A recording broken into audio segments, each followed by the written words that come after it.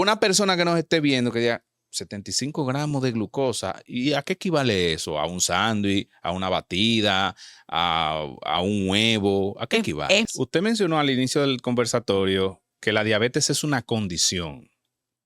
Usted no utilizó la palabra enfermedad y mucha gente que nos está viendo siempre ha tenido como la idea de que la diabetes es una enfermedad. Y ahí vamos, usted utilizó un término, ¿cómo fue?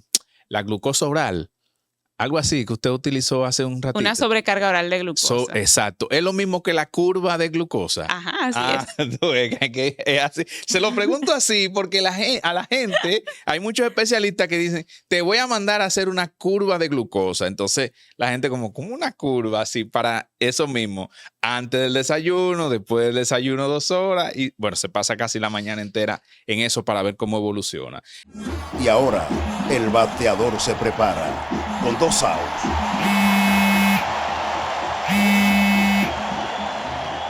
Hola. Hola, me habla el señor González. Ajá. Le llamamos porque usted es un cliente preferencial y queremos ofrecerle nuestra tarjeta COL, la cual tiene infinitos beneficios, entre ellos descuentos en supermercados, salones de belleza, farmacias y acumula puntos para viajes al extranjero, incluso a la luna. Hay mejores formas de evitar llamadas no deseadas. A través de la aplicación de ProUsuario, ahora puedes solicitar que te excluyan de los listados de marketing de las entidades financieras. Descarga la app en Google Play y App Store. Solo tiene que indicarme dónde le enviamos el plástico de su tarjeta. No me diga.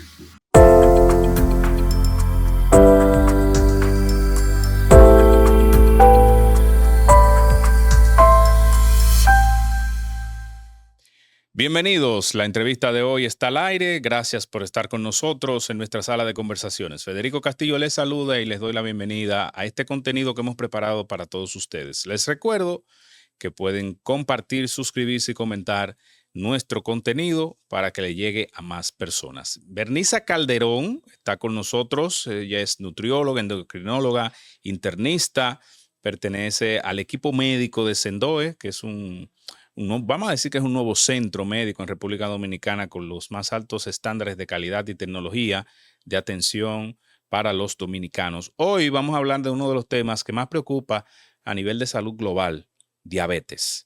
¿Cómo está, doctora? Muy bien, gracias a Dios. Qué gracias bueno. por la invitación, un placer Qué bueno, estar qué aquí. bueno. Qué bueno tenerla por acá. Vamos a comenzar. La definición científica de diabetes. ¿Qué significa la diabetes? La diabetes es una situación de salud que se caracteriza por 3 cosas. Una alteración en la producción de insulina, en su regulación y en su uso en los tejidos. Okay. La insulina es una hormona que lo que hace es ayudar a que la glucosa o la azúcar que está en la sangre pueda entrar en las células. Ok, la azúcar o el azúcar, porque la gente dice, no coma mucho azúcar porque te va a dar diabetes. Sin embargo, hay personas que no consumen una alta cantidad de azúcar añadida y generan o producen diabetes. O sea, se le detecta diabetes en sus diferentes manifestaciones en su cuerpo. ¿A qué se debe eso?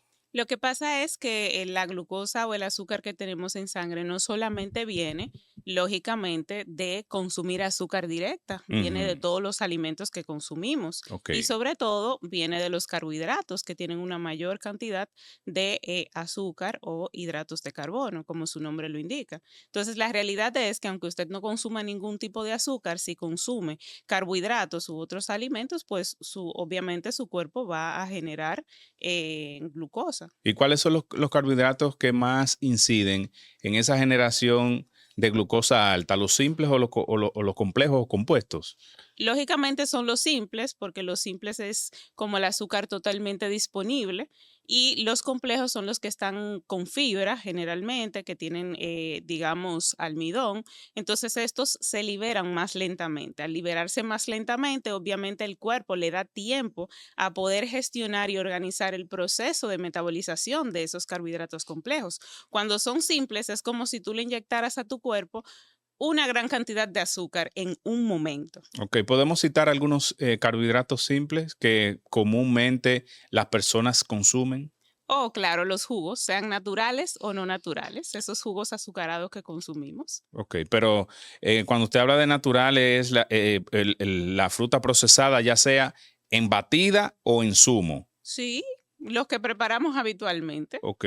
Y entonces ya los demás son los industrializados. Claro, por eso digo, hago la diferencia, que sea natural o no sea natural, los jugos que habitualmente consumimos, si le colocamos obviamente azúcar, incluso no colocándole, se convierten en esos hidratos simples porque se absorben rápidamente.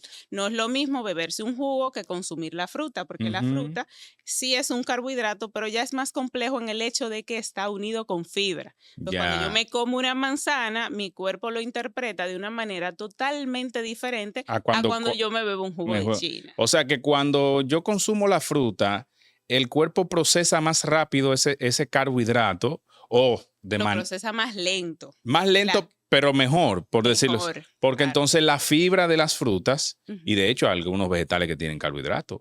¿Estoy en lo correcto? Sí, pero en poca cantidad. ¿Cómo cuáles? Todos los vegetales, la lechuga, la berenjena, pertenecen al grupo de los carbohidratos, pero son carbohidratos especiales porque tienen gran cantidad de agua. Algunos tienen 80-85% de agua. Y Sí, por eso, lógicamente, son carbohidratos excelentes y muy buenos, claro. porque nuestro cuerpo lo que toma de ellos son vitaminas, minerales y una gran cantidad de fibra que ayuda a que nuestro colon funcione bien. O s- Entonces, lo que sí es importante Ujú, diferenciar es sí. que cuando hablamos de carbohidratos simples, esos que consumimos, digamos, tipo jugos, son carbohidratos que el cuerpo absorbe muy rápido y eso hace que la glucosa suba muy rápido. El cuerpo no está preparado inmediatamente para metabolizarlo y tiene que hacer un ajuste de liberar gran Ok. cantidad de insulina. Cuando consumimos los carbohidratos complejos, como una batata, como un plátano, entonces ese carbohidrato complejo, al estar unido a la fibra, se metaboliza de manera un poco más lenta y el cuerpo puede prepararse mejor para el proceso de metabolización.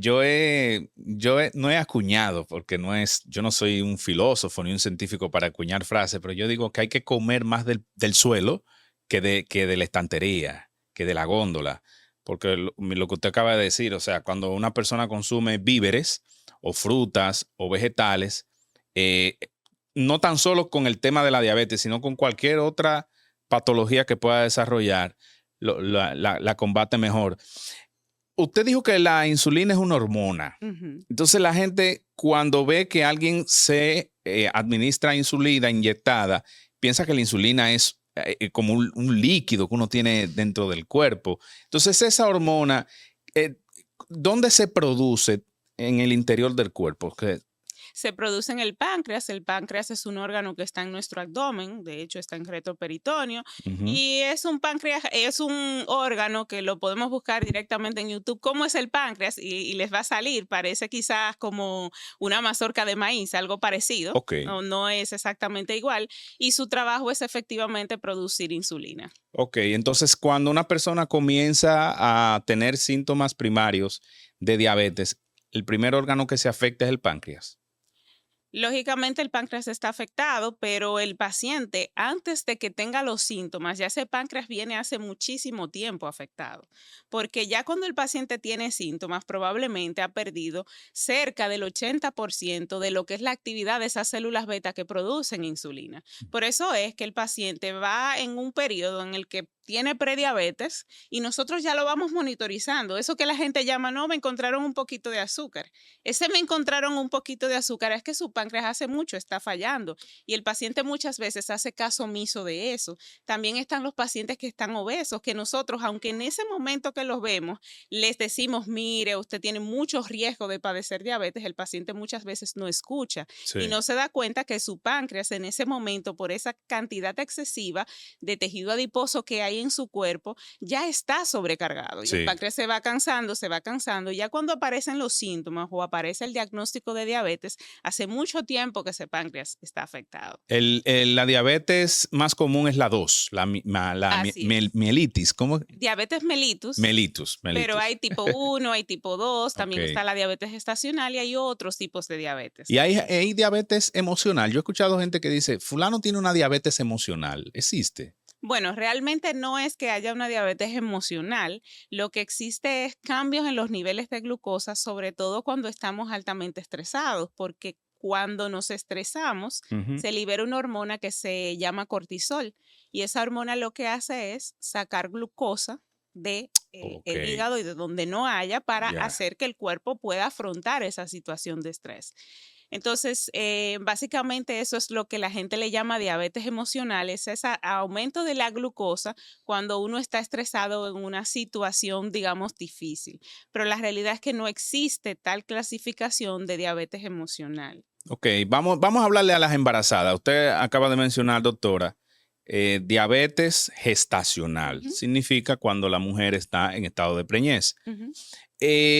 ¿Cuáles son las características principales que se dan? O sea, ¿cuáles cambios hormonales en el cuerpo de una mujer embarazada se da para que se presente esto?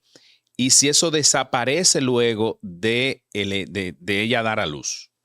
Ok, es súper importante entender que la mujer embarazada generalmente es diagnosticada antes de que aparezca cualquier síntoma porque hay que hacer un screening de las mujeres embarazadas para ver si tienen o no diabetes gestacional, que se hace generalmente entre las 26 a las 28 semanas, se le hace una sobrecarga oral de glucosa para nosotros saber si la paciente tiene el diagnóstico o no lo tiene. Sí que es cierto que hay pacientes que tienen riesgo que con algunos componentes, como por ejemplo pacientes que han tenido diagnóstico antes del embarazo de síndrome de ovario poliquístico, pacientes que han tenido diabetes gestacional en embarazos anteriores, pacientes que están muy obesas, podemos hacer ese screening en semanas previas para nosotros determinar en primer trimestre si la paciente está teniendo una alteración en el metabolismo de la glucosa. Por lo tanto, el diagnóstico en diabetes gestacional generalmente no se da por síntomas, se da porque hacemos un screening para prevenir que ese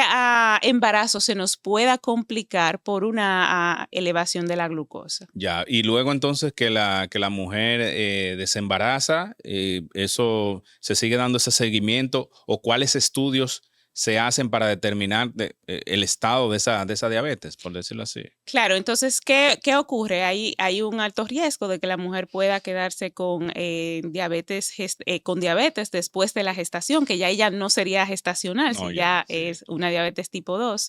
Y por eso nosotros debemos hacer un seguimiento. Ese seguimiento se hace entre el 2 al 4º mes, se le hace otra sobrecarga oral de glucosa. Esa fecha va a depender de si la paciente está lactando sí o no. Y entonces ahí nosotros determinamos si la paciente se queda con diabetes o no se queda con la etiqueta de diabetes. Que sí es importante a lo largo del tiempo que las Mi salón estaba muy lento y tenía que pagar muchísimo rédito al prestamista del barrio, pero una clienta me habló de Promipyme, donde me dieron mi primer préstamo a una tasa increíble. Mi negocio ha crecido y voy por mi tercer préstamo. Me llaman de otro sitio para ofrecerme dinero porque ya yo soy toda una empresaria del área de la belleza. Con el acompañamiento de Promipyme, mi negocio ha seguido creciendo. Promipyme, el banco de los microempresarios y emprendedores. Dale crecer conmigo. No se queda con la etiqueta de diabetes. Que sí es importante a lo largo del tiempo que las pacientes que han tenido diabetes gestacional mantengan una alimentación saludable, hagan ejercicio, vayan constantemente, anualmente a hacerse su chequeo, porque la diabetes gestacional es un factor de riesgo para tener diabetes tipo 2. O sea, si yo he tenido diabetes gestacional, tengo más riesgo de tener una diabetes tipo 2 y por eso le decimos a las pacientes que tienen que, obviamente, si estaban obesas o en sobrepeso, deben perder ese peso, ese exceso de peso que tenían, y si estaban en normopeso, deben mantenerse en normopeso después del embarazo. Usted mencionó al inicio del conversatorio que la diabetes es una condición. Usted no utilizó la palabra enfermedad y mucha gente que nos está viendo siempre ha tenido como la idea de que la diabetes es una enfermedad y anteriormente cuando y cuando se diagnosticaba diabetes la gente veía una condición catastrófica. Eso ha cambiado mucho en la manera del tratamiento, cómo la gente que tiene diabetes lleva su vida. Sí, lógicamente ha cambiado muchísimo porque tenemos ahora muchos fármacos disponibles de última generación. Antes de que salieran, por ejemplo, fármacos que nos ayudaban con la pérdida de peso, para nosotros era un sueño porque muchos de los fármacos que teníamos antes ayudaban a los pacientes a ganar peso y era como un círculo vicioso. El fármaco te controlaba la glucosa, pero yo tengo que hacerte perder peso para mejorar ese control glucémico. Pero ahora no, ahora tenemos muchísimas opciones y tal cual dices, no es una enfermedad catastrófica. Si bien es cierto que reduce la esperanza de vida, Sí, la expectativa de vida, claro. independientemente el paciente esté bien controlado, eso es algo que es real, pero sí podemos darle a ese paciente una excelente calidad de vida siguiendo sus tratamientos y podemos evitar una gran cantidad de complicaciones. Sí, no, siga, no se preocupe. Y importante decir que inicialmente en la entrevista dije es una condición para que la gente entendiera, pero es una enfermedad. Claro. Y hay que tomársela como tal, porque muchas veces cuando empieza la prediabetes, la gente empieza a decir, no, a mí me encontraron, eso eran 2 puntitos de glucosa. Y sigue su vida normal. Y sigue su vida normal. Y ese es el momento en el que debemos tomar acción. Claro, esa es la primera alerta. Efectivamente. Eso es como un semáforo. Tú vas verde, vas cruzando verde. Cuando tengas amarillo tienes que tomar precaución para no irte en rojo. Así es. ¿Es reversible la diabetes? Cuando estamos en prediabetes es reversible. Pero ya luego cuando hay un diagnóstico final, no. Solamente es reversible si el paciente tiene, digamos, una obesidad mórbida y nosotros le hacemos una cirugía bariátrica o le hacemos perder una gran cantidad de peso, puede ser reversible. Pero es importante que se entienda que ya el defecto está. Inmediatamente el paciente vuelve a ganar peso, la diabetes va a volver a aparecer. Vuelve a ganar peso por encima de su peso ideal. No es solamente por encima del peso ideal, porque ya cuando el paciente se vuelve obeso, ya no existe tal peso ideal. Que yo le digo siempre al paciente, le pongo este ejemplo. Si yo tengo 300 libras, exacto, que esperamos no, que yo no llegue a tener 300 libras, o por lo menos para eso utilizo los conocimientos que tengo, pero si yo tuviera 300 libras y a mí me hacen una cirugía bariátrica, ¿verdad? Y yo pierdo 100, yo seguiría teniendo 200 libras. Claro. ¿Me vería en sobrepeso? Pues sí, me vería en sobrepeso si yo tuviera 200 libras, pero ese paciente ya está en ese momento en su peso ideal porque perdió 100. Sí. Entonces yo siempre explico que el peso ideal después que un paciente tiene obesidad o tiene un sobrepeso importante no es el foco. ¿El foco cuál es? Que debemos evitar complicaciones, que debemos hacer que el paciente se vea y se sienta bien y que todo eso tiene que lograrlo con una dieta que pueda mantenerla a largo plazo. Claro, y que no lo vea como una esclavitud. Efectivamente. Hay muchas personas que lo ven, bueno, comer otra vez o salir a caminar, etcétera. O sea, lo ve como, sin embargo, eso contribuye a que su expectativa de vida luego de diagnosticada la diabetes aumente. Porque perdió 100 libras, 100 libras es mucho. Efectivamente. Entonces, esos son los pacientes, para retomar, que podemos darle el diagnóstico de, bueno, su diabetes está en remisión y se ha curado. Okay. Pero después un paciente, por ejemplo, delgado o un paciente en sobrepeso que te debuta con diabetes es un paciente que ya se queda con el diagnóstico. Mucha gente se pregunta cómo una persona delgada, porque se relaciona mucho el sobrepeso y la obesidad a la diabetes, cómo una persona delgada acusa síntomas de diabetes. Lo que pasa es que también hay factores genéticos. Está la edad, está la inactividad física. Vamos a pararnos en la edad. En mujer y hombre, ¿a qué edad se comienzan a dar algunas apariciones o alertas de que puedo tener diabetes? A partir de los 35 años se incrementa el riesgo. Ok.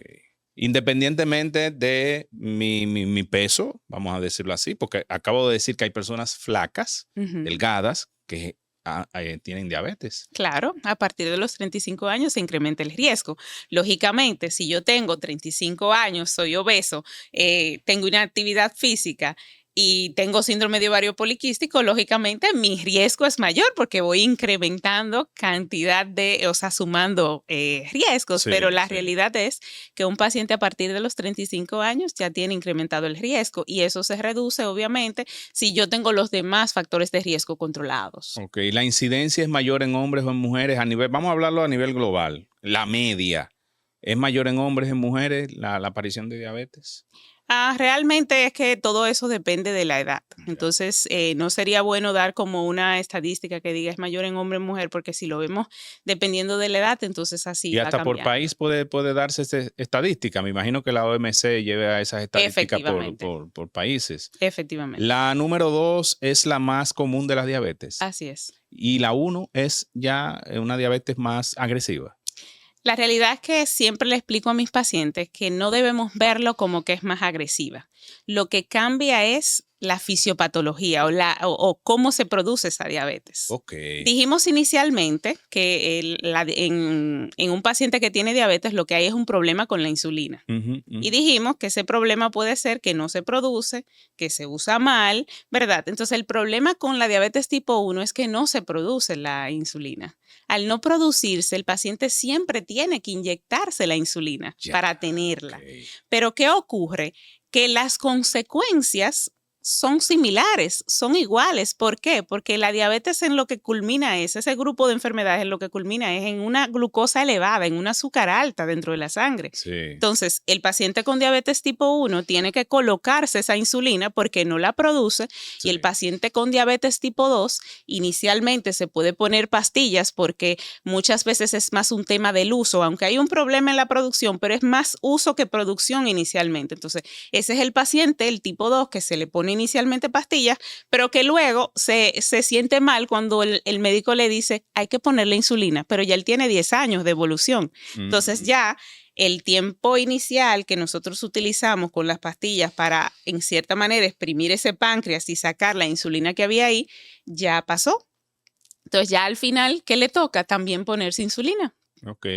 Entonces, volvamos al tema de la medición de los niveles óptimos de glucosa en la sangre. Y si han cambiado los parámetros de medir el índice de masa corporal. Porque ahora yo veo que mucha gente dice que no es necesariamente lo que tú peses, sino la circunferencia, o sea, la barriguita. Entonces, yo quiero que nos explique un poco. ¿Cuáles son los niveles óptimos de glucosa en la sangre pre-comer y post-comer? Ok, entonces menos de 100. Menos de 100. Sí, menos de 100 en ayunas. Pero, en la mañana, cuando no he pero comido. Menos de 100, estamos hablando un rango de dónde a dónde, porque hay personas que dicen, me hice un análisis, aquí le decimos análisis, de glucosa y me salió en 90 en ayuna. Y como que sienten temor, porque si comen entonces le puede subir por encima de 100. ¿Cuál es el nivel más o menos en ayuna? Ok, en ayunas es menos de 100. Sí. Después de la comida a las 2 horas, menos de 140. Ok, ya. Entonces, ¿qué es importante? Que en ayunas me preguntaba ¿cuál es el rango? Pues menos de 70 es hipoglucemia, bajada de azúcar, por lo tanto es entre 70 y 100. Ah, ok, pero ya. También advierto que hay pacientes que habitualmente cuando uno pasa muchas horas sin comer puede tener 60 y la persona, digamos, está totalmente normal. Y también depende del rango que ese laboratorio utilice para colocar, porque algunos tienen entre 60 y 100 y esa determinación sería normal. ¿Y ese rango lo ha establecido la OMS? Porque usted acaba de decir que los laboratorios varían el rango en ayuna y post-alimento. Es que eso, a ver, 100 es fijo para todos. Ok, 100 por debajo, en ayuna 100 por debajo es fijo. Es fijo para todos. Ok, perfecto. El 60 o el 70 va a depender del kit que a veces se utilice. Y eso, digamos, está universalmente validado, los kits que se pueden utilizar para medir la glucosa. Ahora, menos de 140 también medida internacionalmente establecida. Ok, luego de comer. Luego de comer, a las 2 horas. Ok. No es que usted se va a hacer. Ahí vamos. Usted utilizó un término, ¿cómo fue? La glucosa oral. Algo así que usted utilizó hace un ratito. Una sobrecarga oral de glucosa. Exacto. Es lo mismo que la curva de glucosa. Ajá, así es. Es así. Se lo pregunto así porque a la gente, hay muchos especialistas que dicen, te voy a mandar a hacer una curva de glucosa. Entonces, la gente como una curva así para eso mismo. Antes del desayuno, después del desayuno 2 horas. Y bueno, se pasa casi la mañana entera en eso para ver cómo evoluciona. Entonces, menos de 140, luego de comer, de de ingerir alimentos pasadas 2 horas. Así es. Es decir, que si yo me hago el expertise, no, en análisis, la toma de muestra a las 6 de la mañana, Ujú. como 6:15 más o menos, tengo que esperar a 8:15, 8:20 para hacérmela de nuevo. Si estoy en la curva, si estoy haciendo una curva. Entonces ahí vamos a diferenciar 2 cosas. Sí. Estos valores que acabo de dar, el 100 y el 140, es cuando nosotros, por ejemplo, queremos determinar en nuestra casa Perdón. o en el laboratorio, queremos determinar si estamos normales. Cuando nosotros hacemos una curva, entonces hay otros valores, porque la curva lo que te dan es una sobrecarga de 75 gramos de glucosa y ahí nosotros lo que vemos es cómo está el paciente. Entonces, el paciente siempre tiene que tener menos de 100 En ayunas. en ayunas. Ahora, cuando el paciente empieza a tener más de 200, por ejemplo, a las 2 horas, entonces ya lo diagnosticamos de diabetes. Uy, uy, uy. ¿Entiende? Cuando el paciente, entonces ahí depende. Por eso lo que sí quiero que separemos es que los valores que Sí, acabo de sí, dar de sí. menos de 100 y Claro, menos de 140 a las 2 horas son para un paciente que incluso está en su casa y dice, déjame ver cómo anda mi glucosa por Claro. curiosidad. Pero los 75 gramos de glucosa que se Ajá. inyecta cuando se hace el proceso de curva, ¿a qué equivale en alimento? Para orientar a la gente, o sea, porque el dominicano no entiende los valores de medidas. Si tú le dices gramos, el dominicano entiende libra Ujú. y onza, bueno. Pero una persona que nos esté viendo que diga 75 gramos de glucosa, ¿y a qué equivale eso? ¿A un sándwich? ¿A una batida? ¿A un huevo? ¿A qué equivale? Es muchísimo más. Ah, Porque te solamente ve. una cucharada de miel bien copada son 10 gramos. Entonces nosotros le damos mucho porque lo que queremos es estresar ese páncreas y ver realmente Ya. cómo él trabaja en situaciones de estrés. Ok. Entonces, no ¿Cómo in- se ve? no ¿Cómo in- él trabaja acorralado? Efectivamente. Entonces no intenten en su casa tomarse 75 gramos de pero glucosa. para que la gente tenga la orientación, porque es posible que alguien diga, bueno, 75 gramos no es nada, porque escucha la palabra 75 y lo puede ver como un número menor. Pero qué bueno que usted hace la aclaración. Entonces, el tema del índice de masa corporal, Ajá. Vamos con ese punto. Y la eh, barriguita. la barriguita, eso varía por edad, por sexo. Bueno, realmente nosotros no lo tenemos ahora diferenciado cuando lo clasificamos. A partir de que una persona es adulto, el índice de masa corporal lo que te indica es si está en riesgo de salud, en riesgo de padecer condiciones asociadas Perfecto. a ese aumento del peso. Entonces, se califica en un IMC, por ejemplo, más de 30, ahí ya el paciente empieza a entrar en obesidad. Entre 30 a 34.9 es obesidad grado 1, luego de 35 a 39.9 es obesidad grado 2, más de 40 es obesidad grado 3 o obesidad mórbida. Entonces, realmente lo que hace esta fórmula es clasificar cuál es tu riesgo de salud y nos da un número. Okay. Y lo que la fórmula utiliza es el peso entre talla al cuadrado. Okay. Que cualquier persona en su casa puede fácilmente calcular su IMC. Puede poner en Google IMC, tal cual, o índice de masa corporal y le va a salir una calculadora. Puede poner directamente calculadora de IMC. Exacto. Y ahí usted coloca su peso y su talla. Tiene que fijarse bien en qué unidades está, si está en peso o está en kilos, pero normalmente aquí cuando uno lo pone te sale En obviamente con las medidas que utilizamos en República Dominicana y ahí usted lo puede calcular y directamente la calculadora te dice si eres un paciente que está en riesgo o no estás en riesgo. Ok, usted como investigadora de una unidad médica importante, hay indicadores que muestran que casi el 13% de la población dominicana tiene diabetes o está en riesgo de padecer diabetes. Graficado está por sexo, por edad, la diabetes en niños. ¿Cómo andan esos números? Realmente nosotros ahora mismo adolecemos de investigaciones más robustas, sobre todo después de la pandemia, que nos digan cómo se ha incrementado esta patología en la sociedad dominicana. Nosotros lo que sí vemos es una cantidad, o sea, inmensa de pacientes que llegan a la consulta cada día con diabetes, sobre todo pacientes más y más jóvenes. El último estudio que tenemos, antes de la pandemia, y este estudio decía que teníamos un 13.4% de nuestra población con diabetes, pero la verdad es que después de eso no se ha hecho ningún sondeo que al 100% nos pueda decir cuál es la prevalencia y cuál es la incidencia. Sí se han hecho, obviamente, operativos en salud pública que nos dicen que seguimos incrementando ese número, pero dar un número exacto sería, digamos, como investigadora, especular. Claro, sería aventurero. Efectivamente. El tema, he escuchado amigos que tienen el padecimiento, que su endocrinólogo, su médico de cabecera, le dice, tienes que caminar diario. La caminata, ¿cómo incide para el control de esta condición? Primero, si el paciente no tiene diabetes, ayuda a prevenirla. Ayuda a prevenir la aparición de diabetes porque la inactividad física es uno de los riesgos más importantes para padecer la enfermedad. Claro. Ahora, cuando el paciente ya tiene la enfermedad, entonces digamos que al ejercicio se le llama en cierta manera la insulina natural. Eso no quiere decir que si el paciente hace ejercicio se puede quitar el tratamiento que el médico le puso. Claro. Pero lógicamente sí nos apoya y nos ayuda a tener la menor cantidad de tratamiento al paciente. ¿Por qué? Porque el paciente pierde peso y recibe todos los otros beneficios que tiene el ejercicio, tanto a nivel cognitivo, a nivel emocional y así sucesivamente. El ejercicio de fuerza, levantar pesas, escuché a un doctor, no sé qué tan cierto sea, que el ganar masa muscular a partir de los 35, 40 años ayuda como a una distribución de la glucosa.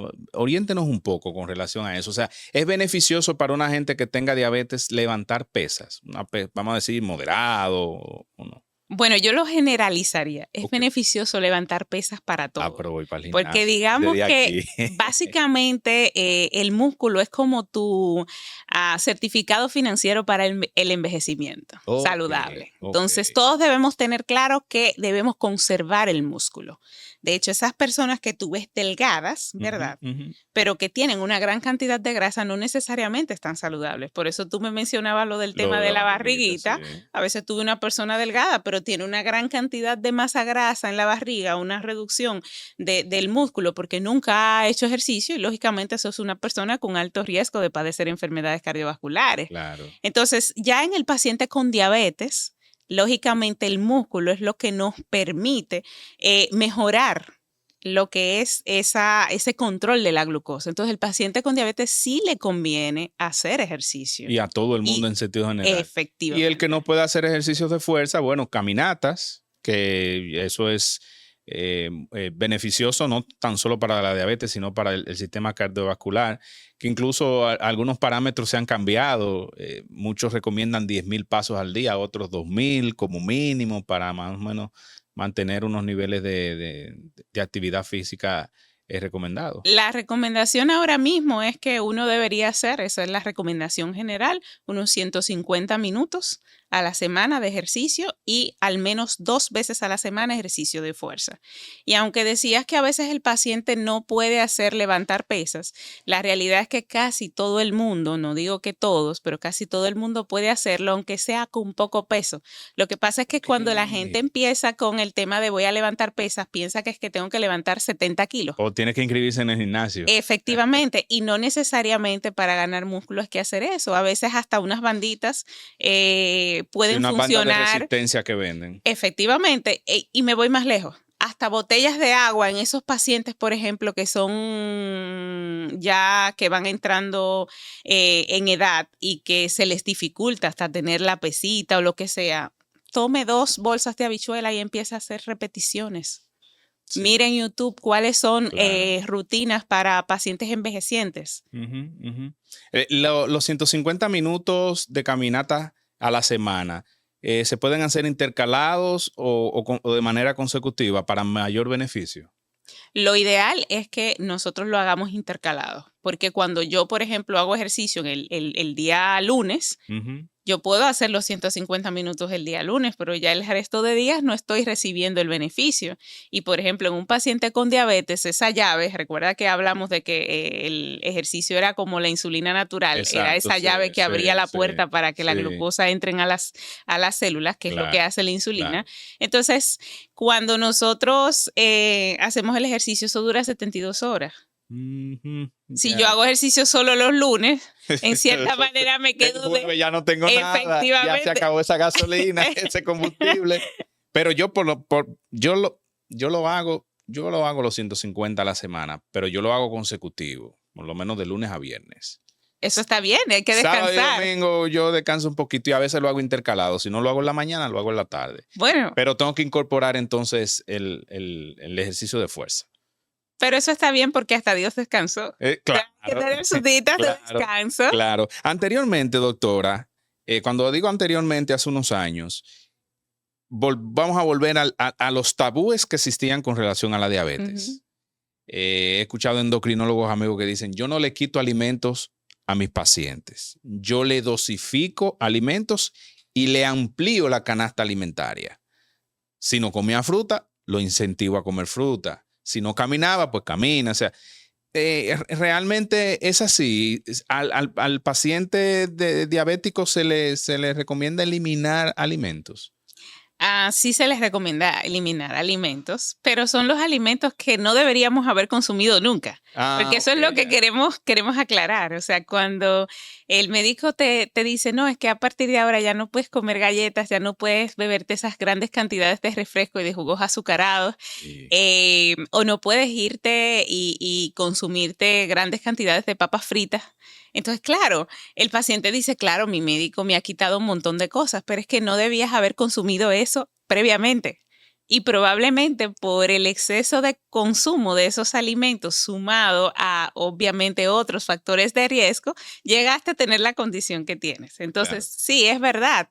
No es que le quitamos cosas por la condición de diabetes específicamente al 100%, sino es que él no debía haber consumido eso, lo estaba consumiendo, yo se lo retiro y el paciente se siente triste porque la gente a su alrededor probablemente sigue comiendo todas esas cosas que no debería y que lo están llevando a Sí, tener enfermedades cardiovasculares. a esa condición. Entonces, el paciente sí, bueno, estamos hablando de que el paciente diabético se le retira alimentos o en caso de que no se le retire, puede disminuir dosis, pero lo recomendable es eliminar esos alimentos que sí le han provocado esa condición. Claro, pero generalmente alimentos procesados. Yo lo que creo Exacto, que la claro. pregunta va por si el paciente puede comerse su poquito de arroz, si puede comerse su habichuelita. Sí, Claro, el paciente puede comer. Si la mitad de su plato son vegetales, él puede poner la mitad de su plato vegetales y la otra mitad la divide entre la carne y el poco de arroz que se pueda comer. Entonces no hay por qué retirar el arroz o las habichuelas, que es lo que al paciente muchas veces le da como más miedo. Ujú. Ahora, si me preguntan a mí, yo siempre le voy a quitar los jugos. Bueno, sí, por fruta y mucho consumo de agua. Efectivamente, vamos, por frutas y vegetales. ¿Cómo respaldo yo el páncreas? ¿Cómo lo trato bien, más allá de la alimentación?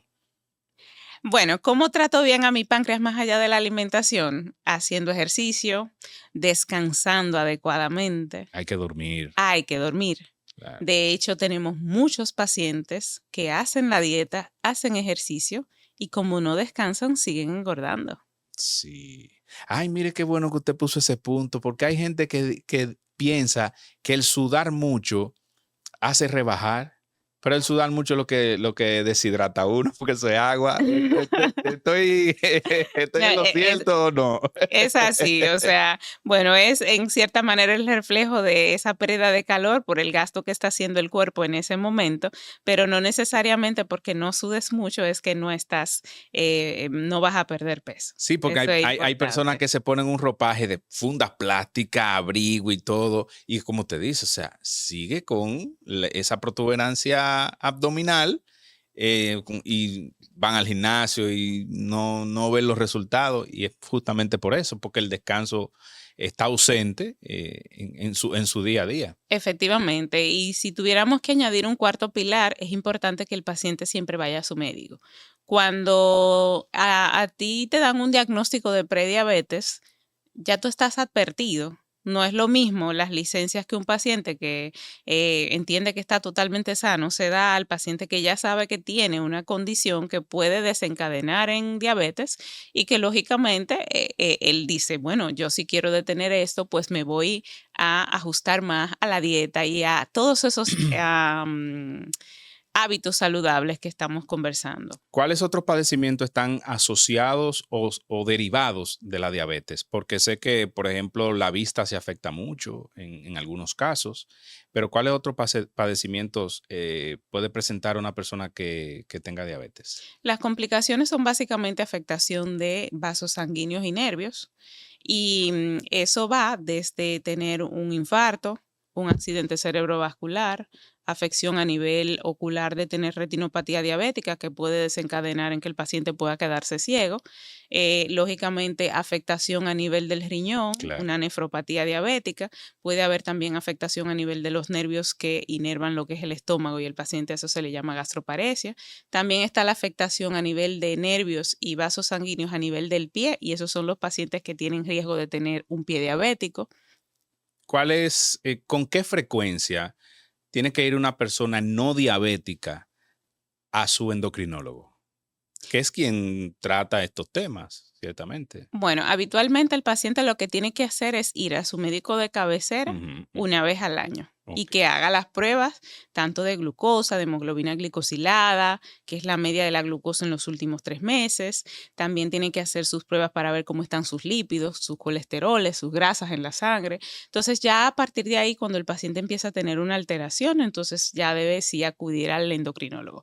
Pero con pruebas una vez al año es más que suficiente en un paciente joven. En un paciente, vamos a ver, 20, 22 años, Ujú. 28, o sea, que ande por ahí. Ya el paciente que esté entrando en la tercera edad, que es abuelito, más o menos con qué frecuencia puede ir. Lo que pasa con ese paciente es que generalmente ya es un paciente que está en el circuito médico. Ya, Entonces, si le ok, ocurre algo, ya. es un paciente que lógicamente ya nos va a llegar. Pero si el paciente no tiene ninguna complicación, tanto en la edad adulta temprana como en la edad adulta, entonces debería el paciente ir una vez al año. Perfecto. Berniza Calderón, nutrióloga, endocrinóloga, internista, investigadora, ha estado con nosotros en la sala de conversaciones de la entrevista de hoy hablando sobre una de las complicaciones de salud que más atención se le ha estado prestando a nivel internacional y también a nivel local, porque está la diabetes determinada como enfermedad no transmisible. Hace Así muchos es. años escuché el concepto y me llamó la atención y justamente conversaba con un ejecutivo de la OMS que esa era una de sus preocupaciones, el ascenso de las enfermedades no transmisibles y la diabetes está en ese renglón. Y ya ustedes han escuchado los datos de que por lo menos el 13% de la población dominicana padece de esta condición y tenemos que cuidarnos. El comportamiento incide mucho en la aparición de cualquier tipo de enfermedad y en esta que es la tocante. Doctora, gracias por sus consejos, por su sabiduría y por acompañarnos a conversar y aprender de esto. Yo pregunto mucho porque me gusta aprender, por eso yo converso. Más Gracias que a pregunto, yo ustedes. converso. Así es. Un abrazo. Les espero pronto por acá. A ustedes también un abrazo y gracias por la sintonía. Federico Castillo se despide en esta edición de la entrevista de hoy. Dale like, comparte, comenta y sugiere este contenido. Hasta la próxima.